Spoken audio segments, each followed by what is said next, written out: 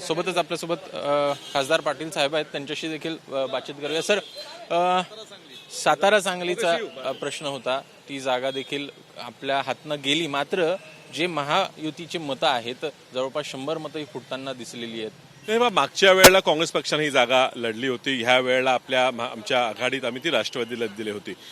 सांगली जिल्ह्यात अजूनही आमचं मताधिक्य आहे आणि एकंदरीत आमच्या अपेक्षेप्रमाणे 190-195 मतं आम्हाला पडणं अपेक्षित होतं. मात्र आम्हाला जवळजवळ 300 मतं त्या उमेदवाराला पडली. 100-125 मतं जादा पडली. त्यात एकंदरीत दिसून येते की सत्तेचा वापर करून सत्ता असताना सुद्धा सगळी साधने असताना सुद्धा लोक त्यांच्यावर राहिलेली नाहीत आणि हे फक्त विशिष्ट वोट प्रभाग असतो, निवडून आलेला व्यक्ती असतो. ह्यांच्यात जर एवढा बदल होतोय, सामान्य माणसात ह्याच्याहून मोठा बदल आहे. फक्त प्रामाणिकपणे निवडणुकीला सामोरं जात नाहीये हे सरकार. गेलं तर त्यांच्या लक्षात येईल की पब्लिक परसेप्शनमध्ये अपयशी सरकार ठरलेलं आहे आणि आता जर धाडसाने मध्यवर्ती निवडणूक लावायचा निर्णय जर त्यांनी घेतला तर त्यांना लक्षात येईल की 3 पक्ष 4 पक्ष किती जरी गोळावून केले, हे सगळे मिळून यांची बेरीज 100 होणार नाहीये. जनतेतनं खूप मोठं उद्रेक आहे. त्यातला थोडी झलक ही ह्या निवडणुकीत तुम्हाला दिसली की आम्ही एकसंघ राहू शकलो, एवढे आमिष असून सुद्धा अधिक त्यांची 100 मतं पडू शकलो. हाच आमचा विजय आहे. दुसरा एक प्रश्न म्हणजे ठाकरेंचे जे खासदार आहेत ते आज शिंदेच्या शिवसेनेमध्ये प्रवेश करताना दिसत आहेत. कशा प्रकारे बघता आहे तुम्ही? एक वेगळं पण तुमचं टिकवून ठेवलं होतं सांगलीमध्ये.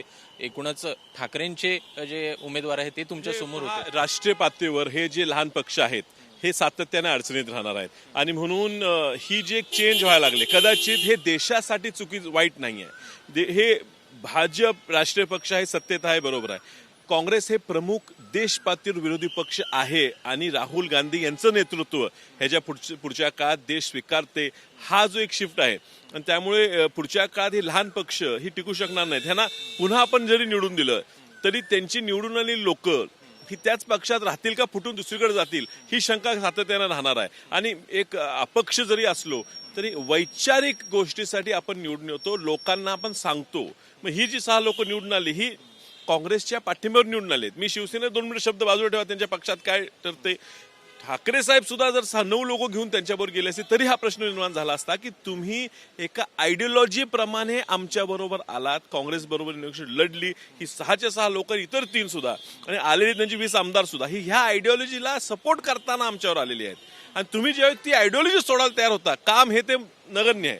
जनतेला मागताना जनतेला काय माहित नव्हतं का कदाचित सत्तेत येणार नाही, तरी जनतेने मतदान दिलं ना. आजही काय जरी झालं तर 40% मतदान विरोधात पडतेच ना. ह्या जनतेशी प्रामाणिक जर आपण राहत नसलो तर आपल्याला हे पद, ही कामं, ह्याचं काय महत्व आहे. तरी आम्ही जनतेशी प्रामाणिक आहे, आमच्या विचाराशी प्रामाणिक आहे. दुर्दैवाने ही राहिली नाहीत, हे वाईट वाटतं. पण उद्धव ठाकरेंनी कुठेतरी जनतेशी प्रामाणिक नाही राहिले असं यानं म्हणायचं आहे. मग कारण एकूण प्रश्न असा निर्माण होतो आहे की त्यांनी कुठेतरी विचारसरणी सोडली होती. हे बघा, तुम्ही अजून समजा ती जी निवडणूक लढली त्यात स्पष्ट होतं. अमित शहाची त्यांची बैठक झालेली, निवडणूक झाल्यावर शिवसेनेचं मुख्यमंत्री होणार हे त्यांचं त्या 19 साली ठरलं होतं. निवडणूक झाल्या जनतेने कौल दिला ना, त्यांना निवडून दिलं. कमी जागा लढल्या म्हणून कमी जागा निवडून आल्या, भाजप जास्त लढली असेल किंवा विनेबल सीट भाजप जास्त लढली असेल, त्यावेळी कौल त्यांचा मुख्यमंत्री होण्याचा होता. तो भाजपने हिसकावून घ्यायचा प्रयत्न केला म्हणून आम्ही प्रामाणिकपणे त्यांना पाठिंबा दिला. आम्ही त्यांचा पाठिंबा म्हणून आम्ही मुख्यमंत्री झालो नाही. आम्ही त्यांना पाठिंबा देऊन जो जनतेचा कौल होता तो मान्य करून त्यांना मुख्यमंत्र्यांना पाठिंबा दिला.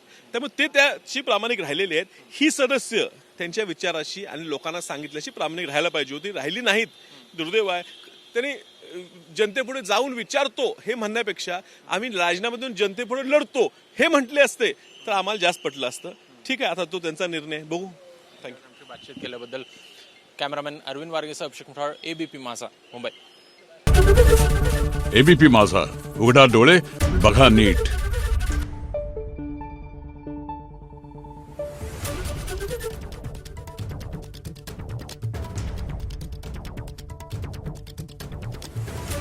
Thank you.